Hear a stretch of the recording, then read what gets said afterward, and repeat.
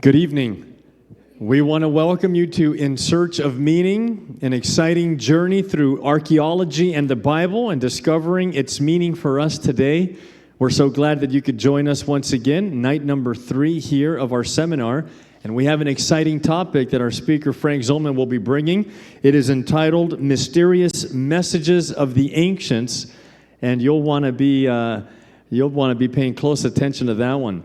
Our meetings are designed for busy people such as yourselves, and so you know that our next meeting will be Friday the 27th, and you'll want to be able to return for that meeting because that will be entitled on Friday, When Iraq Ruled the World. So be sure to join us Friday for that message.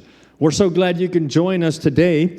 We want to let you know that at the conclusion of this seminar, you're welcome to browse in the lobby and look through the artifacts there. Frank Zolman will be there, and he'd be happy to meet you and to answer any questions that you might have before the second session.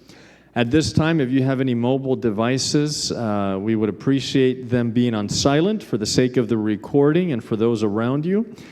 And we thank you so much for that. We have some handbills, extra ones, so if you, in addition to picking up your outline for tonight's presentation, take a couple handbills with you, and if you have that neighbor or that friend that you think would really appreciate these meetings, take a couple of these. It's not too late to invite your friends. Well, without any further ado, please help me to welcome our presenter for our seminar, Dr. Frank Zolman.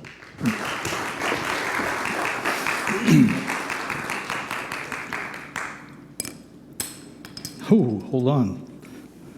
Things are falling apart.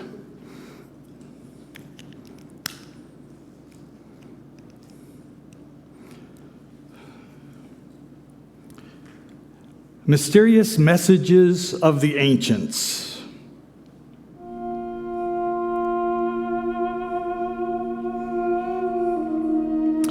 The mysterious symbols were carved everywhere they looked.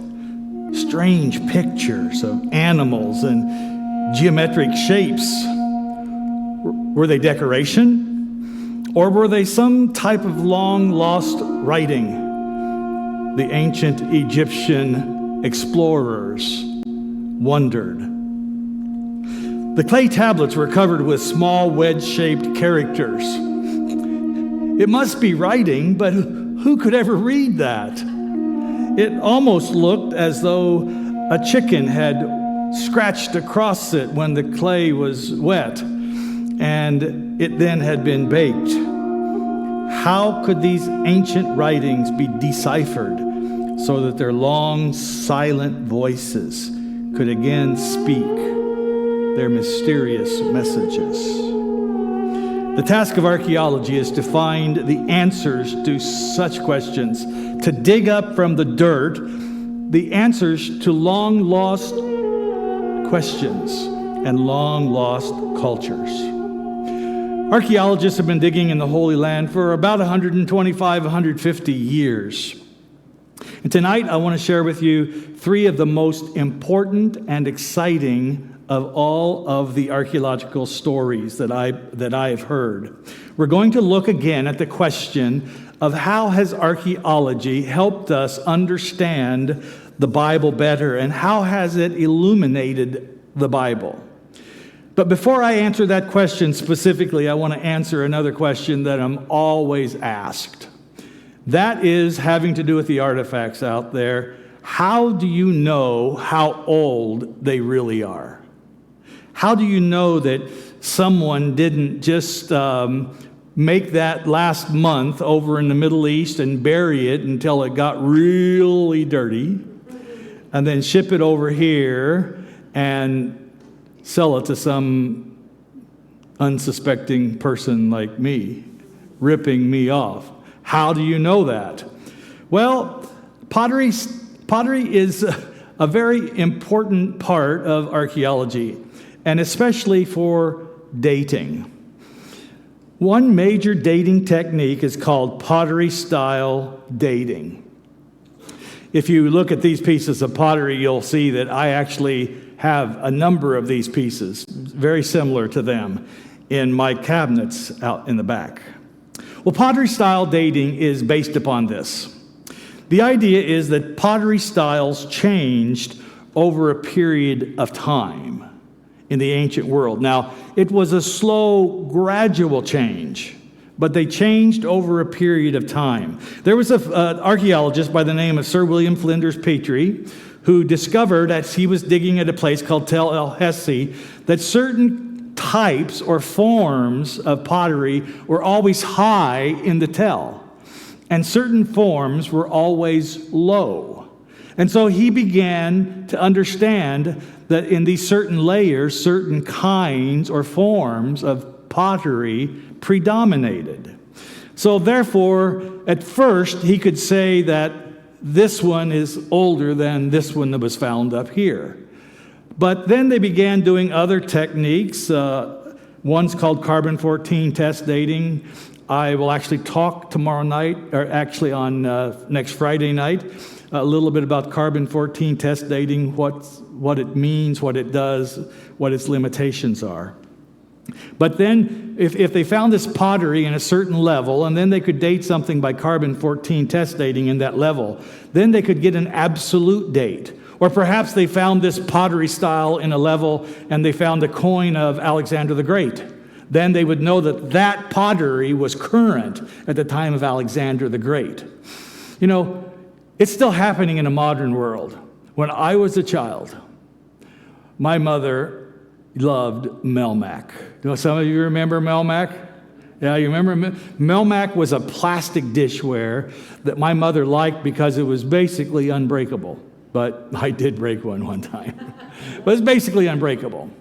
But there was a problem with Melmac. It stained badly, and it would get really ugly looking and dirty looking. And so then Corning came out with a special kind of ware called Corel. And Corel also is basically unbreakable, but I have broken one. and as a matter of fact, I did that in a lecture I was doing one night. I was telling about Corel. And I said, you know, Corel is unbreakable, and I dropped it, and it shattered into 1,000 pieces all over the stage. So I don't do that anymore. So pottery styles still change. I have at home this beautiful pale green juicer, like for rubbing out lemons. It's pale green, and some of you will know what that is. It was only produced during a certain period of time, and it's called depression glass. Now, they've made a reproduction of depression glass in modern times, but the experts can really tell the difference. So the pottery styles still change. And so in the ancient world, pottery style dating is based on that premise. So here's a piece of pottery. It's actually right here on the floor in front of me. It is a storage jar. And I'm going to make you an archaeologist, and I'm going to ask you to look at this pottery dating chart, and I'm going to ask you if you see something similar on this chart. Do you see anything that looks a little similar? Early Bronze Age?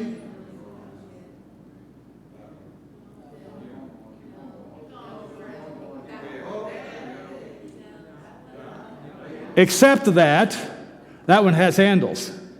It just so happens there's another one right next to it down here that also has handles. And they're both early bronze storage jars. Pretty good job. Okay, here is an oil lamp. You can, most of the time with oil lamps, it's important to not only see them from the top, but to see them from the side.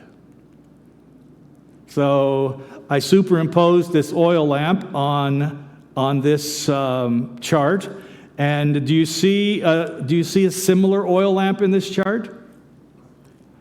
Bottom line, it's also early. That's Middle Bronze rather, and I cut off the name just so you could see the line better, and it is right there. Notice that the next period, the oil lamp looks very, very different. It's only got one pinch. I guess they needed more light in the Middle Bronze Age. So it had places for 4 of them. Okay, By the way, all of these pieces of pottery are in the foyer out there in the cabinets. Okay, this is called a juglet. Now this starts getting a little bit tricky. So we have the juglet here on the pottery chart, and off to the right-hand side is the line of juglets. So here we have a juglet. Here's one. Here's one. Here's one, and there's one. So is this it? Is this it? I hear that. It's that one. See the big difference between the base? This is very rounded, and this is very straight. I have one exactly like that in the cabinet. But this is that piece, and it is from the Iron Age. This is from the time of King David. This is from the time of the prophets. This is the kind of oil that the widow of Nain might have made, had oil. This is kind of pot, rather, that the widow of Nain might have had oil in to make that last loaf of bread. So it's Iron Age. This is one of my favorite pieces of pottery, and they're very, very rare to find this piece of pottery. Again, you have to see not only the top, you have to see the profile. So do you see it on, obviously the very last column is the oil lamps. Do you see it here? Is that it? It's because it's so flat. Look how flat it is on the bottom, and look how flat this is on the bottom. This is from the time of Daniel. This is from what's called the Persian period. And so Daniel might have had an oil lamp like this in his where he was living. So it's very fascinating to see these oil lamps. So back to the question. How has archaeology helped us understand the Bible better? Oops, I forgot about this one. Sorry. Now, this is not the whole piece of pottery. This is a partial piece of pottery. Now, there it is on the chart. Where is it? You see it?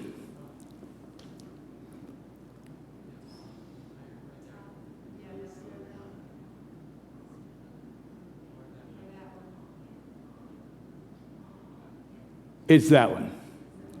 It's also from the Persian period, from the time of Daniel in the Bible. And I actually found this piece, this big, large handle on a site called Tel Dor, which overlooks the Mediterranean Sea. Now, I have hundreds of pottery sherds that I picked up all the way around the world. Well, maybe not hundreds, maybe more than that. But my wife is very patient to allow me to keep all this stuff. So the question, how has archaeology helped us understand the Bible? We saw three ways last time, and so tonight I want to look at the fourth. Archaeology has discovered ancient texts and provided the means to read them. The earliest explorers, when they went to Egypt, found these ancient symbols that they could not understand. Was it a type of picture writing in that did the symbol mean the picture? So if it was a picture of a bird, did that mean a bird? Or was it symbolic? So perhaps a bird might be a symbol of an idea. And so perhaps a bird meant to travel, because birds fly. Or was it an alphabet? Alphabetic. How were they to be read? In 1799, in July, a discovery was made that would ultimately lead to the decipherment of this writing. Napoleon's army was in Egypt on a campaign to conquer Egypt. And his soldiers were in a delta region, the delta region, which is at the very tippy north of the Nile River. And they were digging in a town called, anybody want to guess? Rosetta. That's the way it got its name. They were digging in a town called Rosetta and dismantling a very old wall, and they found a stone, which is why we call it the Rosetta Stone. Of course, they immediately saw that it was probably quite important because they could see the writing on it. Now, if you read about the Rosetta Stone, you will find it described as a black basalt monument. It was once upon a time larger, of course, but it's not actually black basalt. It was very interesting. You know, this monument, this Rosetta Stone is at the British Museum. Have some of you seen it there? It's at the British Museum, and it's always been said it's black basalt, but a few years ago they decided to clean it and found out that it's actually composed of pink Aswan granite. So why is it so black looking? Because for two reasons. Number one, it's old and dirty. But number two, when it was first found, because there's only one Rosetta Stone and a lot of people wanted to see it, they covered the face with ink and put paper on it and made ink copies of the Rosetta Stone, and they sent them all over for people to study. And so they actually discovered that a lot of the blackness actually had to do with the ink from trying to read it. Well, the Rosetta Stone is 3.5 feet high and 2 feet 4.5 inches wide. So it's a good-sized monument. And you'll see a picture of it full size in just a moment. As I say, immediately it was recognized as important, and so they began studying it immediately. You'll hear it called a Tri-lingual inscription. That is incorrect. It is not a Tri-lingual inscription. It is a Bi-lingual inscription written in 2 languages but in 3 scripts. And so the top is hieroglyphics, Demotic, and Greek. So there are 3 scripts on there, but only 2 languages. So here is the hieroglyphic script. And by the way, the individual symbols are called hieroglyphs, not hieroglyphics. And when you make it an adverb, it's hieroglyphic. Make it an adjective, it's hieroglyphic writing. So these are hieroglyphs. So the top section was written in hieroglyphic writing. The middle section was written in what's called Demotic script. Now, in essence, Demotic was a shorthand. It's like when we all started writing, at least when I was a kid, everybody wrote in capital block letters or small block letters. And then later on, you began to write in cursive writing. Now they don't even teach that in school these days, I don't think. But in essence, Demotic is the cursive style of hieroglyphic writing, in essence. And then the bottom section was written in Greek. There's the Greek. Now, it was possible to read the Greek because scholars had been reading Greek for years. And so the Greek section was very, very quickly deciphered. And the first reading of the Rosetta Stone was by a guy named Stephen Weston in April 1802. So within 3 years, we knew what the Rosetta Stone said. It was read. But then the work began on the other sections, the hieroglyphic and the Demotic. Now here's the principle. It's an inscription that has the same thing written in 3 different scripts and 2 languages. So each section should be equal to each other. Now the work first started centering on these little round things. So they're called cartouches. And the idea was that the cartouche, and they rightly surmised that the cartouche was an oval around the royal name. It was like it was protecting the royal name. Now it's interesting how these circles got their names. Cartouches. Cartouche is actually a French word, and the French soldiers were in Egypt there, And they would see these circling things around these names, and to them they looked like bullets. And so the word cartouche actually means bullet. And if you looked at early 18th century bullets and stuff, even some of the Civil War bullets, they do have that kind of that shape and kind of the flat bottom. So the word cartouche means bullet. Well, the one who really came up with the decipherment of hieroglyphic writing was a man named Jean-Francois Champollion. He built on the work of others, but he was the one who made the breakthrough. And this is what he did.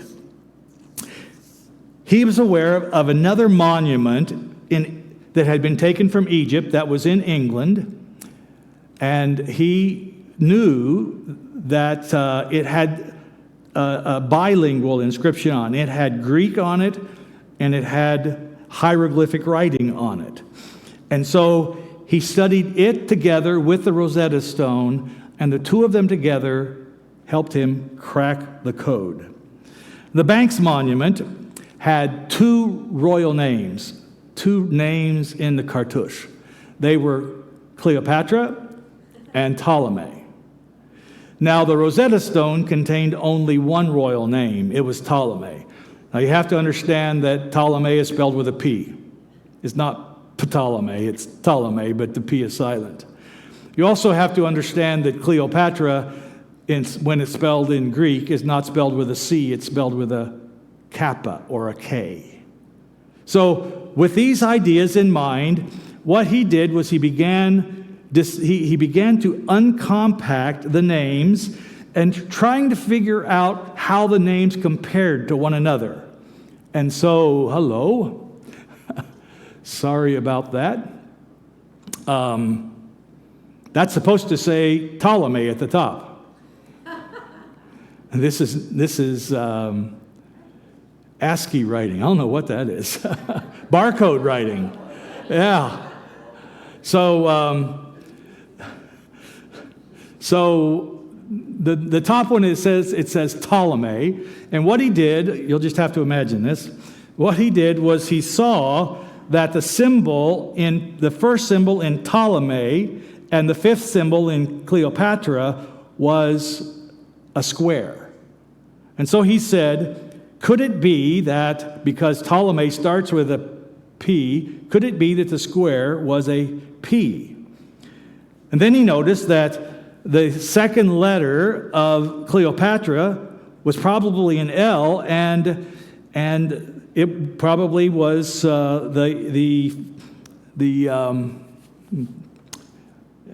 is it? The first was a triangle.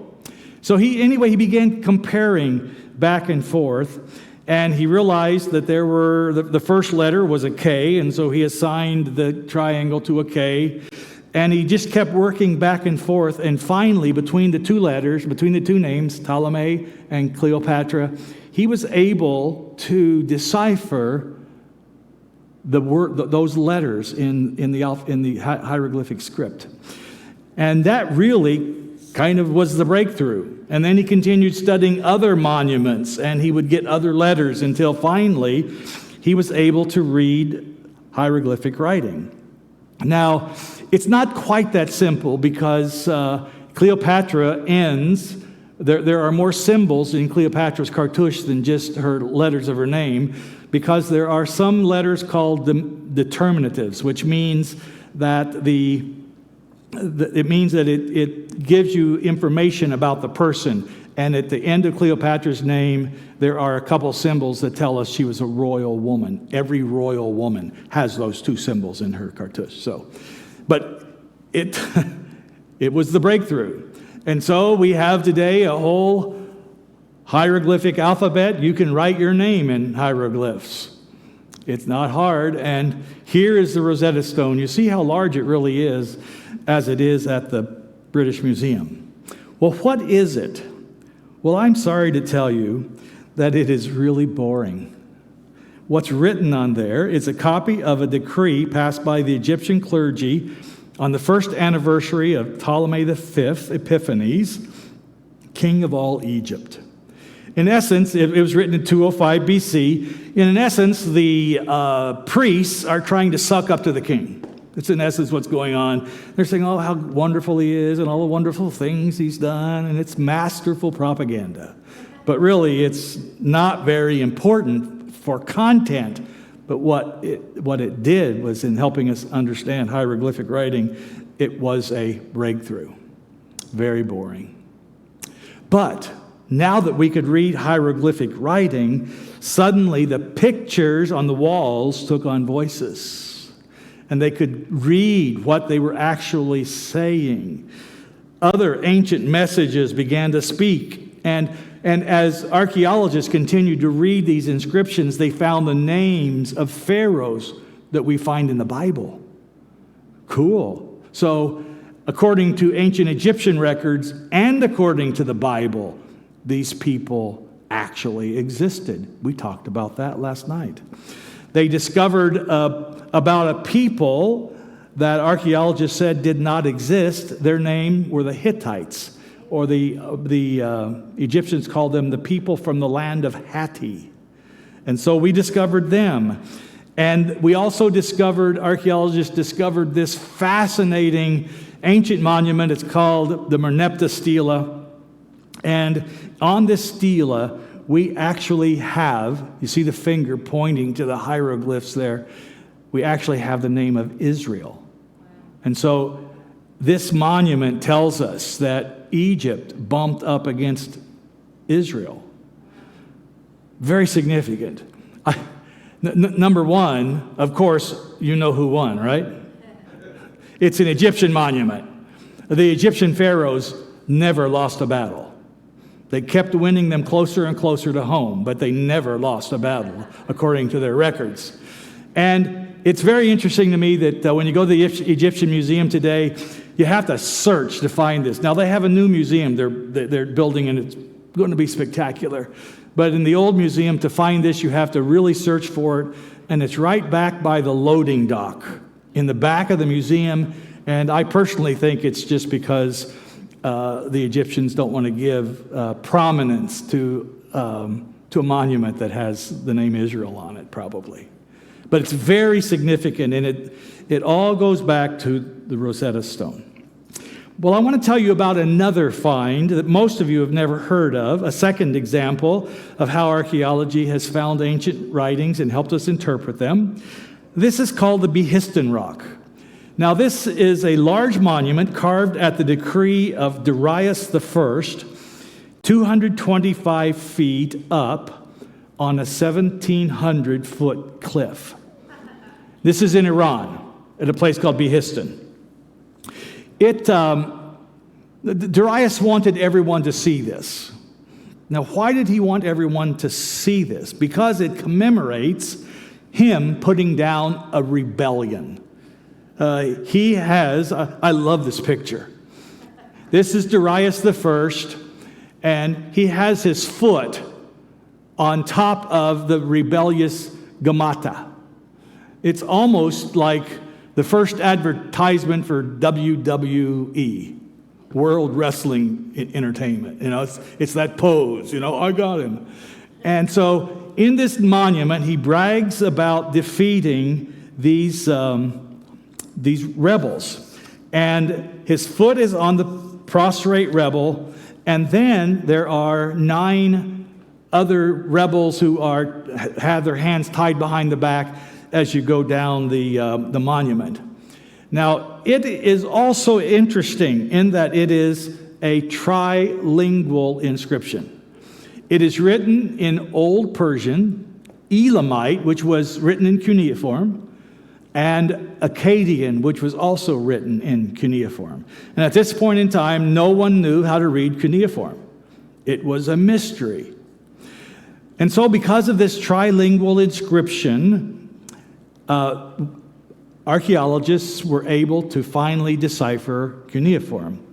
It was based on the work of this guy, Henry Rawlinson. He had seen this monument for many years. He was a governor in Iran at that point in time for the British government.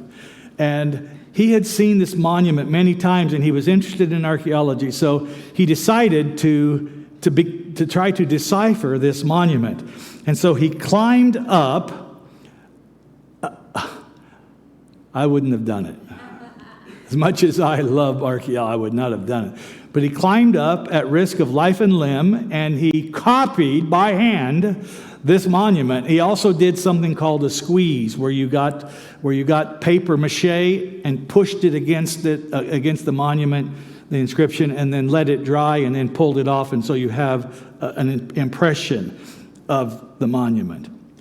There are stories about a servant coming up with him, taking a ladder and holding the ladder flat against the wall while Rawlinson climbed up the ladder at a 90-degree angle. I don't think so. Well, it took him 9 years to finally decipher the cuneiform writing. We don't have his notes in which he describes the exact way he did it, but we do know that he knew the Old Persian. It was still a language that was in use. And so because he knew the Old Persian, he was able to decipher and go back to the cuneiform writing. And through that, we are finally able to read cuneiform script. And archaeologists have found thousands, probably even tens of thousands, of ancient cuneiform tablets. They also, you'll see out there, they also make them in cones, just all kinds of writing in cuneiform. And once we began to be able to read cuneiform, we were able to read about those patriarchal customs that we talked about last night, that confirmed the Abrahamic period. We read about places like Sodom and Gomorrah, and we read about the history of the Hittites. Now, most archaeologists back in the 1800s said there were no such people as the Hittites. But then archaeologists were able to read cuneiform. They began reading about the Hittites, and then there was a fellow named Sayce, who was a minister, Reverend Sayce, who was traveling in Turkey, and he found the whole Hittite empire. It's his famous phrase. He says, "Suddenly we were digging up Hittites all over the place," all because we could read cuneiform. The fifth way I want to tell you about how archaeology has helped us is that archaeology has confirmed the reliability of the transmission of the biblical text. Amen. This is an exciting story, perhaps the most exciting story of all archaeological stories. It was in the summer of 1947 in the area around the Dead Sea. There were two Bedouin herdsmen. The Bedouin are an Arabic tribe who kind of live out in the countryside, who were following a goat. These are the two. The one on the right is a guy named the Wolf, Muhammad el-Dib. And they were looking for a lost goat and threw a stone into a cave and heard the breaking of pottery. Now, they weren't immediately drawn to go in there because these Bedouin people are very, very superstitious. And so they thought that maybe they had broken a piece of pottery and they might have released a jinn, which is the word for a male genie. And so they were afraid to go into the cave. Some stories say they went later that day, and some stories say they went the next morning. It's really hard to know. But finally, they went into the cave, and they found in the cave a number of pottery jars, broken. And, of course, visions of gold and treasure are dancing through their brain. But opening these old jars, all they found was 4 musty old scrolls of leather and parchment, dirty and smelly, and not at all treasure. Well, the wolf took them home, and they hung on his tent for an undetermined period of time. But finally, he knew that old things were worth a little something, so he took them into Bethlehem and sold them to a dealer whose name was Kando. And his shop is still in Bethlehem today. He's dead, but his grandson still runs this shop. And they actually have the only Dead Sea Scroll jar in private hands, and still in the shop. It's a very fascinating thing to see. Well, there are different facts of the stories, but these are the basic ones. Well, the authorities became aware of the scrolls, and of course they knew they were treasures, and so a scramble came forth between the authorities and the Bedouin alike to find more scrolls. More caves were found. Altogether, 11 scroll-bearing caves were found. Now, you might read different than 11 because there have been a number of other caves found in the general area with some scroll fragments, but the basic caves at the very beginning, there were 11 of them with over 800 scrolls represented. Now, understand that every scroll was not in pristine condition. This is the great Isaiah scroll.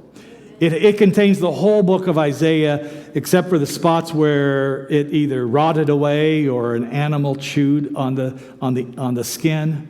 But it is 24 and a half feet long, and it's written on animal skin, sheepskin. I think to myself, that must have been one big sheep. Oh, sorry, that was bad. 24 and a half feet, but some of them are just little fragments that have just a few letters or a few words or even just one letter because the scroll has deteriorated. There were literally tens of thousands of scraps. They were all collected and taken to the Rockefeller Museum in the city of Jerusalem. Now, they are made of various things. Many of them, and probably most of them, are made from animal skins, goat skin, sheep skin. But some of them were on papyrus. Now, papyrus is a type of paper that's made from a plant called papyrus. They take it and push it together and form it together. There are a few fragments of papyrus out in the Egyptian display outside. And then here's this fascinating copper scroll. They couldn't unroll the copper scroll, and so they just cut it. And the copper scroll is especially interesting because it contains an inventory of treasure. And there have been dozens of treasure finders who have read this scroll and tried to find the treasure that's described therein. This is in Amman, Jordan, at the Citadel Museum. I've seen this there. It's a very fascinating thing to see. There were lots of scrolls that weren't biblical, but of all the books of the Bible, every book was represented in the Dead Sea Scrolls, every book of the Old Testament, I should say, what we call the Old Testament, was represented in the Dead Sea Scrolls except for the book of Esther. Now, why not Esther? You know that the book of Esther does not contain the word God. And so there was a lot of debate whether or not Esther was really an inspired book. And so that book is not represented in the Dead Sea Scrolls. They were produced, at least in part, at a community living close by where the caves were discovered, a place called Qumran. At Qumran, they have discovered ink wells, at least that's what they think they are. They've discovered writing desks, and they've discovered a room where they think they actually wrote the scrolls. They call it the scriptorium. It was the people who dwelt here, who lived here, was a strict Jewish sect. They were destroyed by the Romans in AD 70 when Jerusalem was destroyed. And when they carbon test dated all of the scroll material, most of the scroll material dated between 150 BC and AD 70. Now, this Jewish sect was called the Essenes, and they were very interesting because they did not believe in marriage. And so basically there were only men in the sect. They had women come in and cook for them and stuff like that. And basically, they were, you can understand this, they were a shrinking sect because, well, you understand. Now, why is this so important?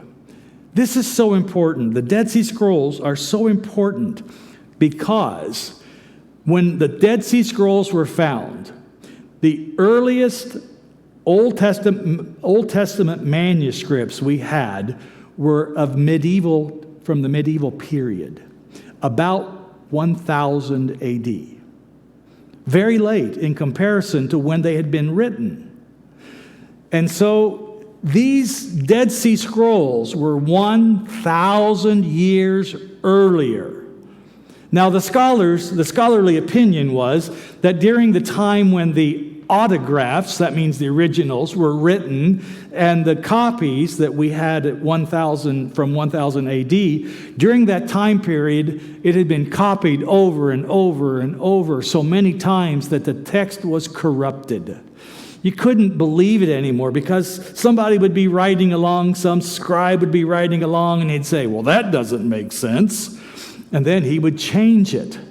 And so the idea from the scholars was that the text was corrupted. And so therefore, if the scholars were right, the Dead Sea Scrolls, 1,000 years earlier than any copy we had, the Dead Sea Scrolls should have been totally different, and they weren't. There was remarkable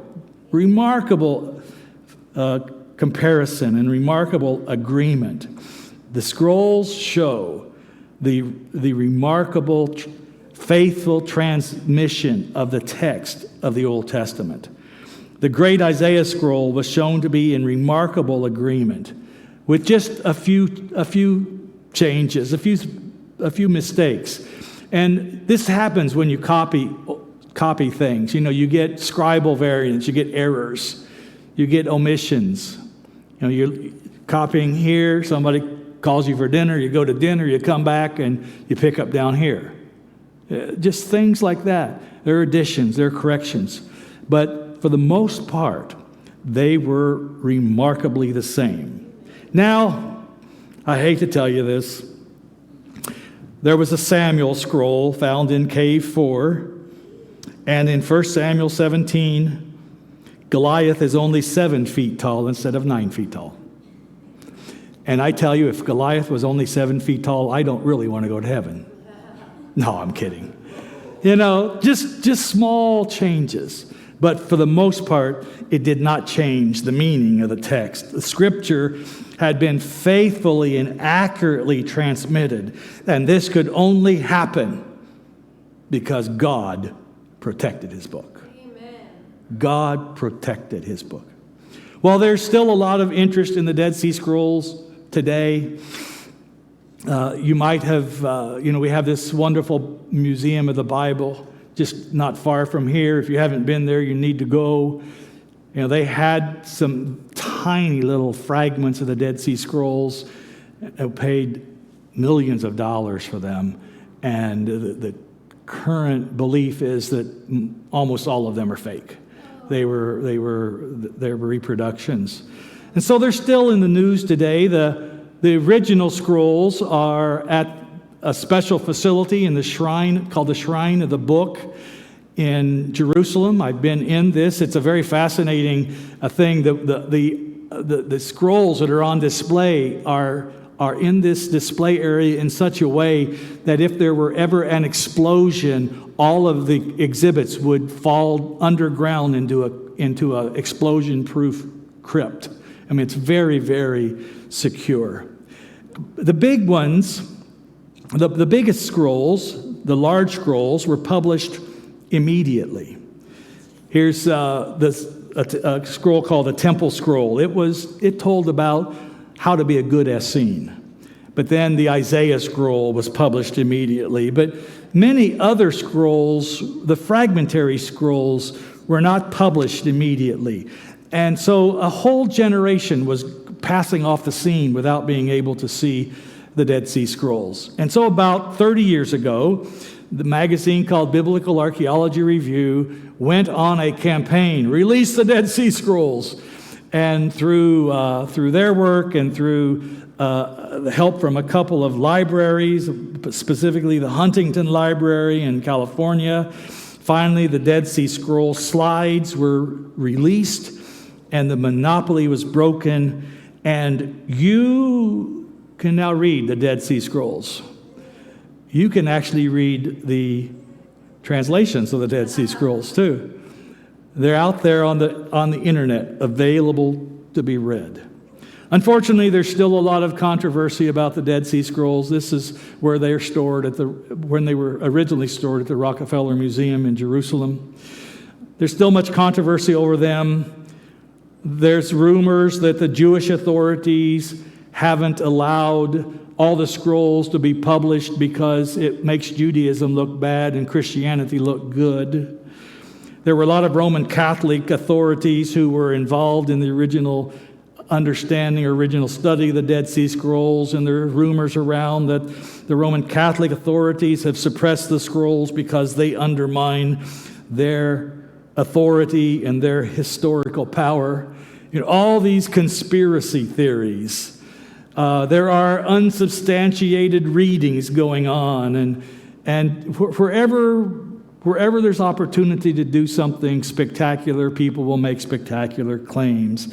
But basically, I don't think there's a lot of surprises to come out of the Dead Sea Scrolls. I think we know the basic content of them, and they have helped us understand the Bible and helped us understand that the Bible was reliably transmitted all these years. I did find this interesting, though.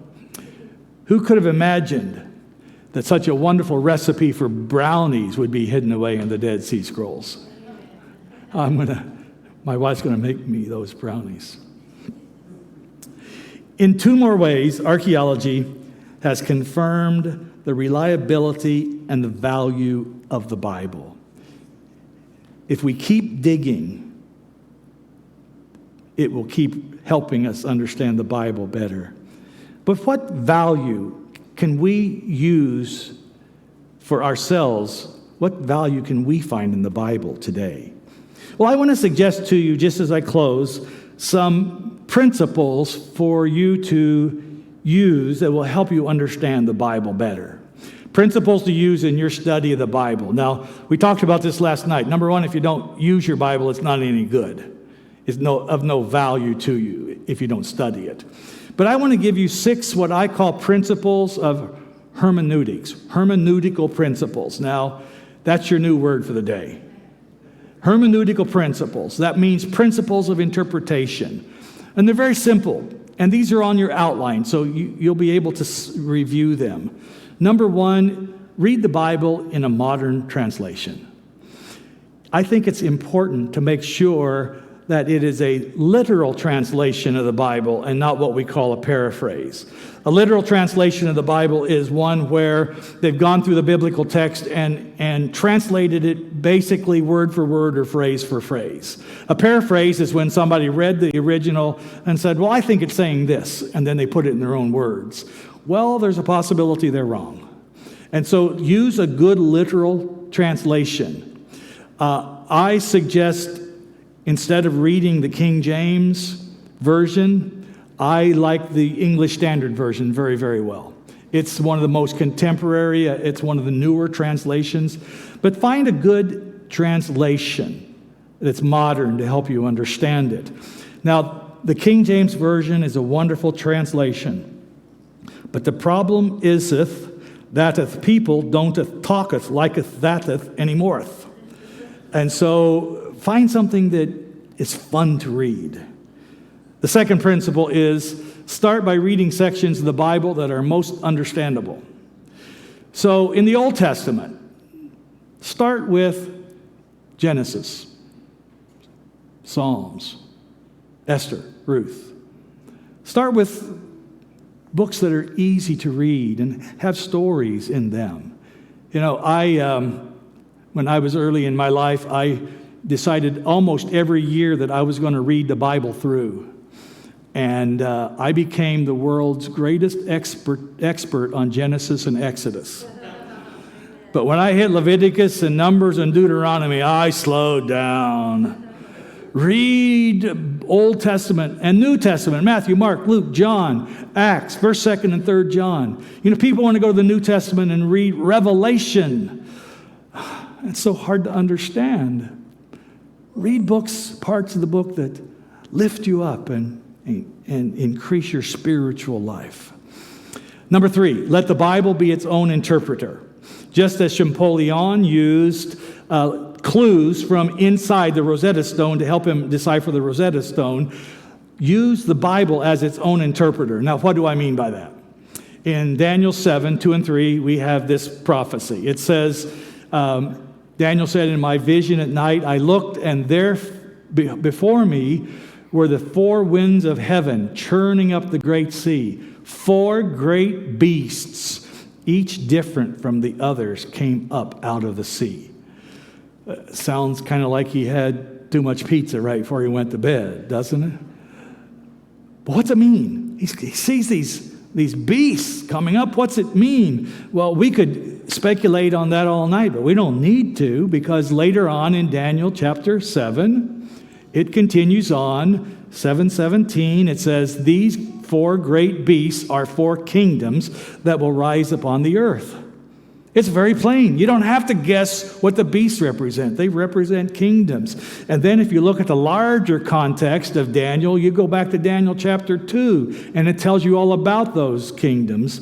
We're studying that, by the way, on Friday night next week. So use the Bible to interpret itself. Number 4, principle number 4, never give up seeking to understand the Bible. Just like Rawlinson never gave up on cuneiform. I can't imagine how many times Rawlinson must have just said, I can't get it. But don't give up. Amen. You might be acquainted with this verse, Matthew 7:7. Ask and it will be given to you. Seek and you will find. Knock and the door will be opened to you. It's a good verse, but there's something missing in the Greek of this verse, because of the way the verbs are in this verse. The verbs are in a special form that give you the idea that it's something you're supposed to do and continue to do. So here's another modern translation. It's called the FJZV, the Frank J. Zollman version.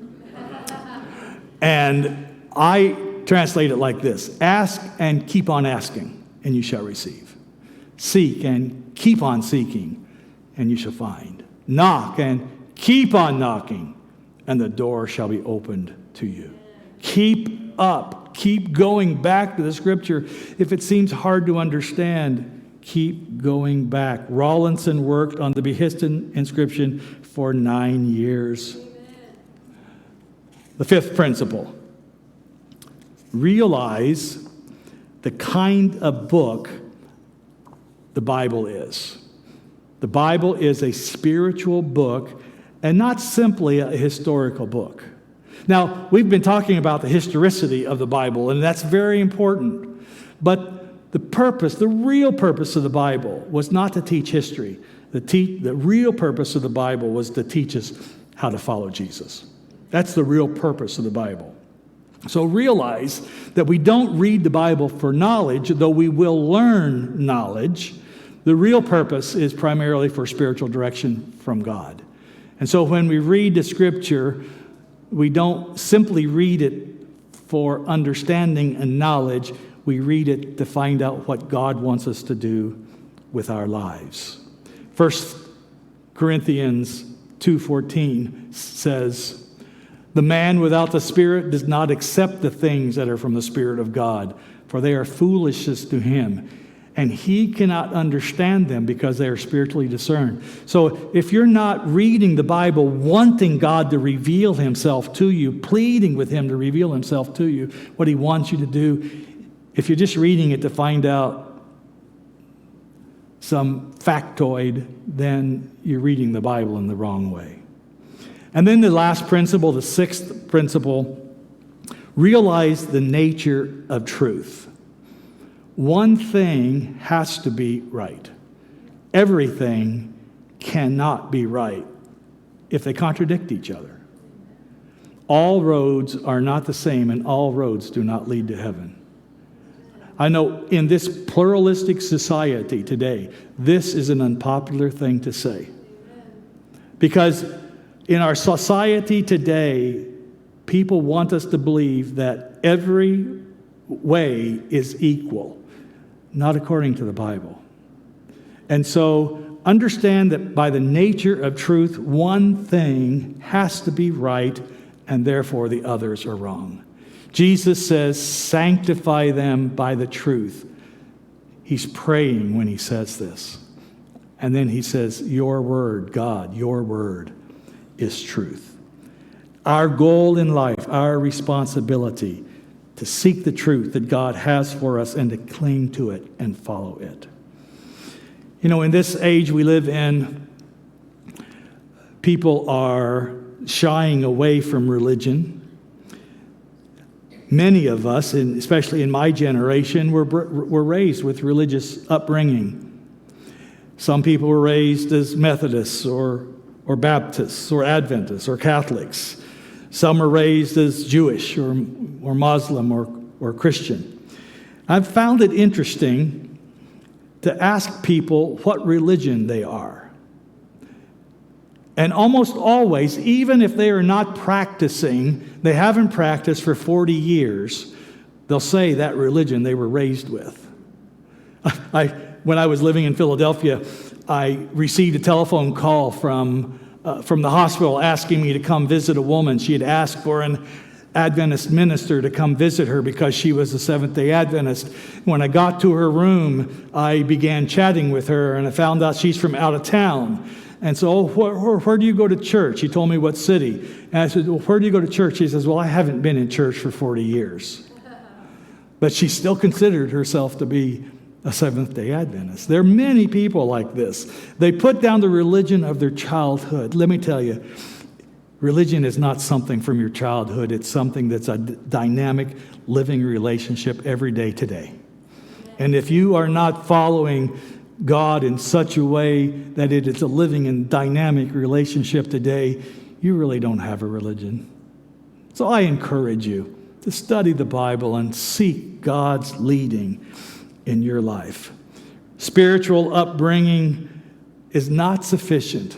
It's not enough. But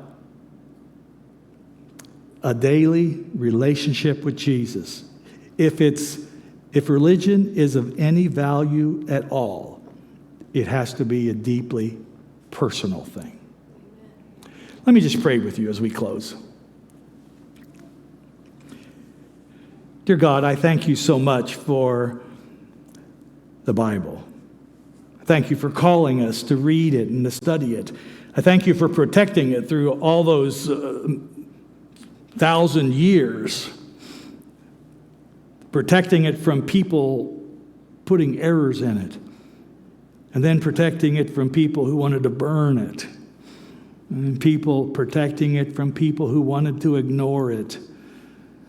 Lord, I just ask you to come into our hearts tonight and help us decide to allow the Bible to teach us what you want us to do. And thank you in the name of Jesus, I pray. Amen. Okay, we have an oil lamp to give away. And I remembered to bring it up tonight.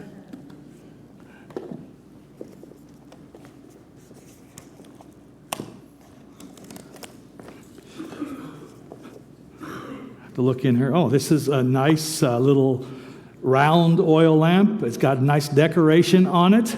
It's from a little after the time of Jesus, probably 2nd or 3rd century A.D., and so it's, how can I afford to give these away? I don't know. I have a few of them. You see that out there, right? So let's draw a ticket here. And the ticket is 23899. 23899. Somebody has to have it. 23899. Check your ticket. Is it too dark for you to check your ticket? They wrote Nope. 23899. It's on, yeah, the ticket number is on your booklet. If you don't know to look there, the number is on your booklet. There it is.